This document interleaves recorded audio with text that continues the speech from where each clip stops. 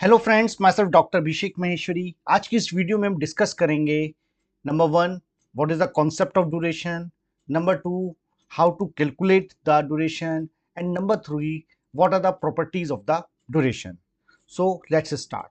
देखिए, जब हमने वैल्यूएशन ऑफ बॉन्ड पढ़ा था तो उसमें एक कॉन्सेप्ट था कि if the rate of interest increases in the market तो value of the bond decreases, और अगर मार्केट में रेट ऑफ इंटरेस्ट डिक्रीज हो जाते हैं तो value of the bond increase हो जाती है।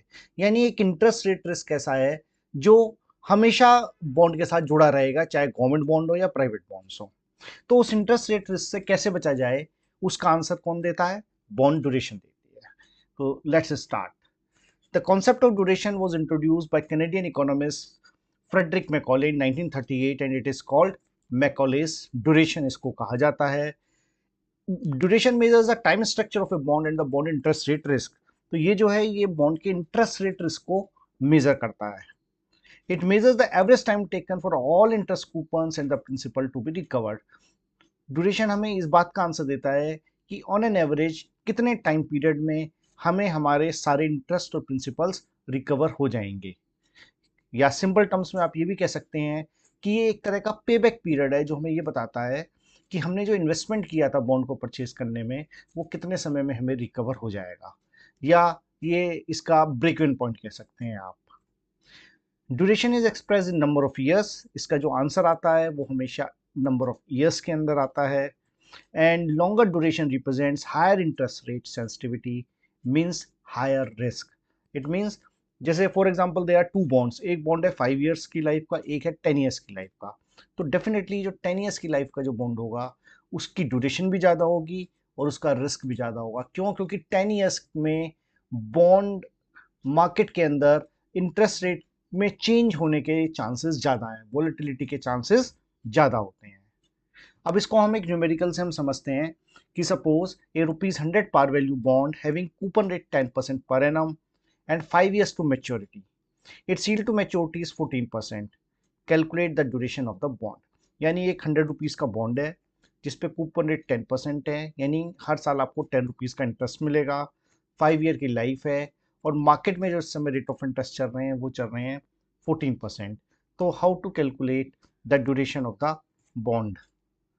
तो जैसे कि हमने वैल्यूएशन ऑफ बॉन्ड किया था पहले, उसी तरह से हम इसको स्टार्ट करेंगे। जैसे हम इसमें column number 1 year time period को बताएगा। 1 2 3 4 5, 5 years is the life of the bond.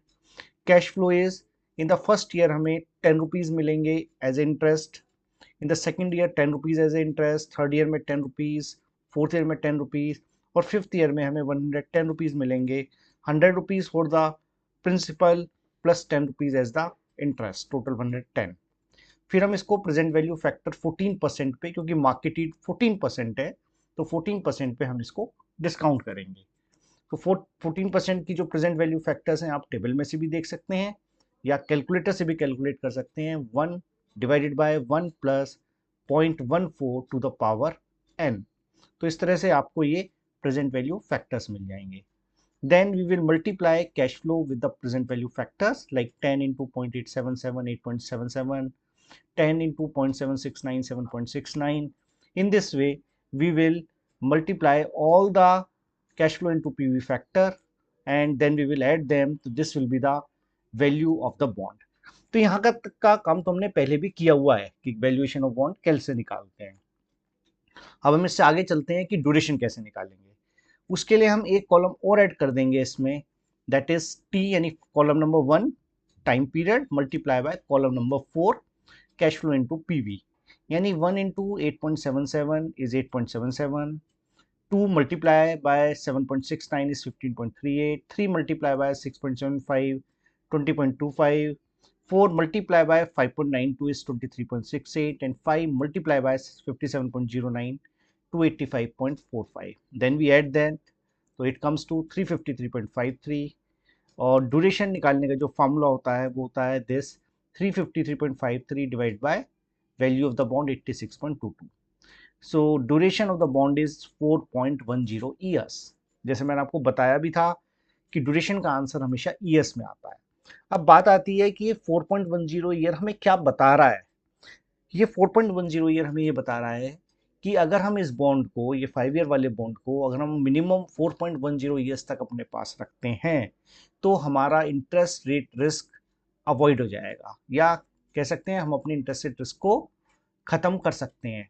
कैसे कर सकते हैं मैं आपको बताता हूं।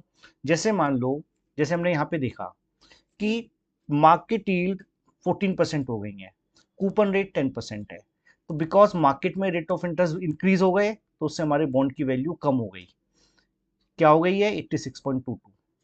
बट दूसरी तरफ जो हमारी री इन्वेस्टमेंट इनकम है वो हमारी इंक्रीज हो गई है। कैसे? जैसे फर्स्ट ईयर में जो हमें इंटरेस्ट मिला 10 रुपीज का, अब हम इसको मार्केट में, क्योंकि रेट ऑफ इंटरेस्ट ऑफ 14% है, तो हम इस 10 रुपीज के इंटरेस्ट को नेक्स्ट 4 ईयर्स के लिए 14% पे री इन्वेस्ट कर सकते हैं। ऐसे ही जो हमें सेकेंड ईयर में इंटरेस्ट मिला है 10 रुपीज का, इसको नेक्स्ट 3 ईयर्स के लिए हम 14% पर री इन्वेस्ट कर सकते हैं। राइट? तो अगर मार्केट में रेट ऑफ इंटरेस्ट इंक्रीज होते हैं तो उससे दो फर्क पड़ते हैं। Number one, value of the bond तो कम हो जाएगी लेकिन हमारी री इन्वेस्टमेंट इनकम इंक्रीज हो जाएगी। तो ड्यूरेशन ये बताती है हमें, ये जो 4.10 ईयर्स हैं ये हमें ये बताते हैं कि अगर हम इस बॉन्ड को मिनिमम 4.10 ईयर्स तक अपने पास रखते हैं तो इंटरेस्ट रेट बढ़ने से जो हमारा नुकसान हुआ वो री इन्वेस्टमेंट की जो इनकम इंक्रीज हुई है उससे कंपनसेट हो जाएगा। It means decrease in the value of the bond will become equal to the increase in the reinvestment income. ठीक है? या अगर मान लो मार्केट में रेट ऑफ इंटरेस्ट कम हो जाते हैं तो उससे क्या होगा, हमारी री इन्वेस्टमेंट की इनकम कम हो जाएगी, बट उस केस में वैल्यू ऑफ द बॉन्ड बढ़ जाएंगे। सो it will be it will give us the break even point. I hope it is clear. Now we come to the properties of the duration. So number one property is higher the coupon rate, the lower the duration. Suppose there are two bonds. First bond 5% का coupon rate है, उसकी duration है 2.87। दूसरा bond 10% का interest देता है तो इसकी ड्यूरेशन है 2.68। तो जो बॉन्ड ज़्यादा रेट ऑफ इंटरेस्ट देते हैं उनकी ड्यूरेशन हमेशा कम कैलकुलेट होकर आती है। तो it means there is a negative relationship between duration and bond, क्योंकि आपको ज़्यादा इंटरेस्ट मिल रहा है तो उसकी वजह से आपकी ड्यूरेशन कम हो गई है। Number two, the longer the term to maturity the longer the duration. Suppose they are दो बॉन्ड हैं, एक बॉन्ड की लाइफ है 5 ईयर्स, उसकी ड्यूरेशन आई 4.17 ईयर्स। एक दूसरा बॉन्ड है जिसकी लाइफ है 10 ईयर्स, उसकी ड्यूरेशन कैलकुलेट करने पे आती है 9.1 ईयर्स। देखिए, ड्यूरेशन कभी भी मैच्योरिटी पीरियड से तो ज़्यादा हो नहीं सकती। एक 5 ईयर के बॉन्ड की मैक्सिमम 5 ईयर ही हो सकती है, तो एक 10 ईयर की बॉन्ड की डेफिनेटली ज़्यादा होगी। तो longer the maturity term, longer the duration. So it means there is a positive relationship between duration and maturity. And third है हमारा higher the yield to maturity, lower the bond duration. यानी suppose there are two bonds, एक bond का YTM है 8%, उसकी duration है 4.10 years. एक दूसरा bond है जिसका YTM 12% है तो उसकी duration है 4.02 years. It means YTM ज़्यादा होने का मतलब है कि in the initial year we are getting more profits. तो उसकी वजह से जो हमारी रिकवरी है जल्दी हो गई तो हमारी ड्यूरेशन कम हो गई। And number four, zero coupon bond के केस में उनकी जो टर्म टू मैच्योरिटी यानी मैच्योरिटी एंड ड्यूरेशन दोनों बिल्कुल सेम होंगी। क्यों? क्योंकि जीरो कूपन बॉन्ड हमें इन बिटवीन कोई कैश फ्लो नहीं देते, हमें बीच में कोई इंटरेस्ट नहीं मिलता, तो वहाँ कोई री इन्वेस्टमेंट की बात ही नहीं हो सकती। तो वो वन टाइम पेमेंट देते हैं मैच्योरिटी पे, तो जो मैच्योरिटी और ड्यूरेशन है वो दोनों सेम होंगी। तो आई होप आपको इस वीडियो में ये पूरा एक कॉन्सेप्ट समझ में आया होगा। तो आप हमारी इस वीडियो को लाइक करें, शेयर करें।